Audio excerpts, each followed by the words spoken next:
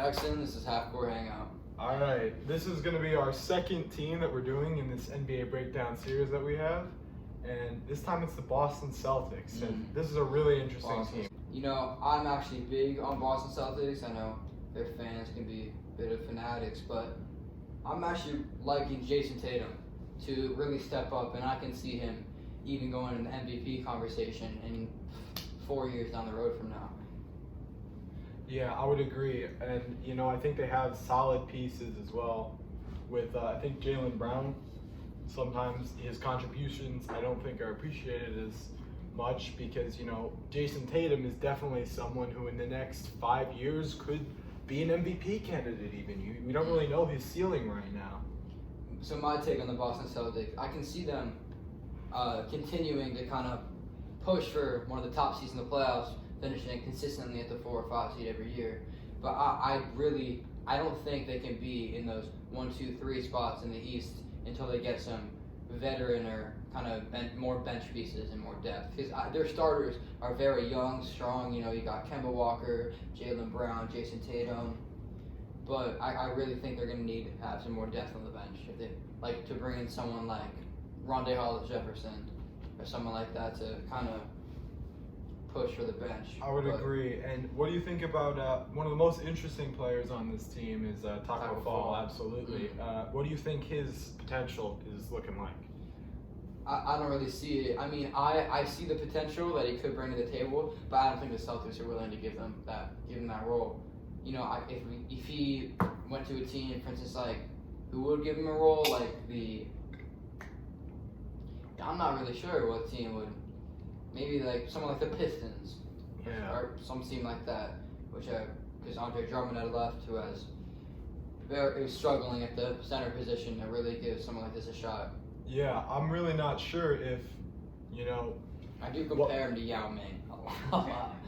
I mean, here's the thing. He actually has, if any of you have watched Taco Fall play, his footwork is actually very good. Yes. And for someone who's that big, footwork is all the battle. If you look at, you know, I mean, like Sean Bradley is the prime example of just horrible footwork of who was only valuable because of his height. But Taco Fall, I think, is one of the most, like if you're talking about fan favorites, it's definitely a fan favorite. So if the Celtics would keep him and, you know, try to really work on him, you know, I definitely think if he was able to have a solid role in Boston, I think it would really increase the fans' interest.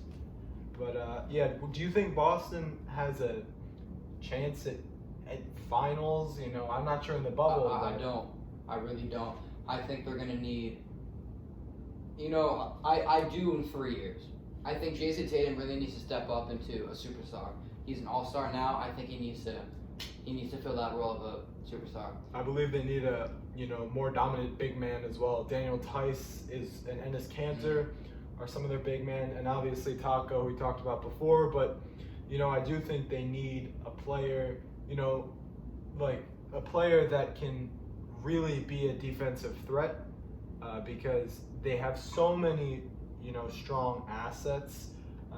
But including, you know, if you're talking about defense, Marcus Smart, you know, is really one of the biggest sources of their defense. But when it comes to big men, it's not as prominent.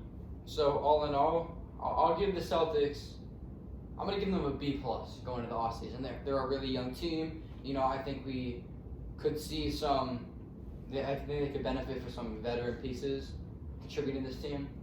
I think in the 2020-2021 season, you can see them finishing around the 4 seed in the Eastern Conference, behind Milwaukee, Toronto, and maybe a team like Brooklyn. Or try not to be biased, but okay. I mean, we'll get into that in the next video. And put it this way, you know, the fact that we've talked about we're fond of the Celtics, Jason Tatum and Jaylen Brown, this is a fun fact, and Damian Lillard as well. If the Nets didn't do the Paul Pierce, Kevin Garnett trade, they would have all been Nets, and I'm not really sure if any team could have really stopped Brooklyn at that point, but we'll leave it at that for now. You'll see that video tomorrow. So what's your overall grade, David? I'm also going to give a B+ because I feel like, for me, I do feel like in the next couple of years they have the chance to be maybe the 2 seed. I feel like they could overtake Toronto, but they're not beating Milwaukee in the East, and I don't see as much potential to even get there. So in conclusion, we'll give the Celtics an 88, 89 out of 100 overall, and you can see them fighting for a top playoff spot. Absolutely. Hope you enjoy. I'm in a trophy club.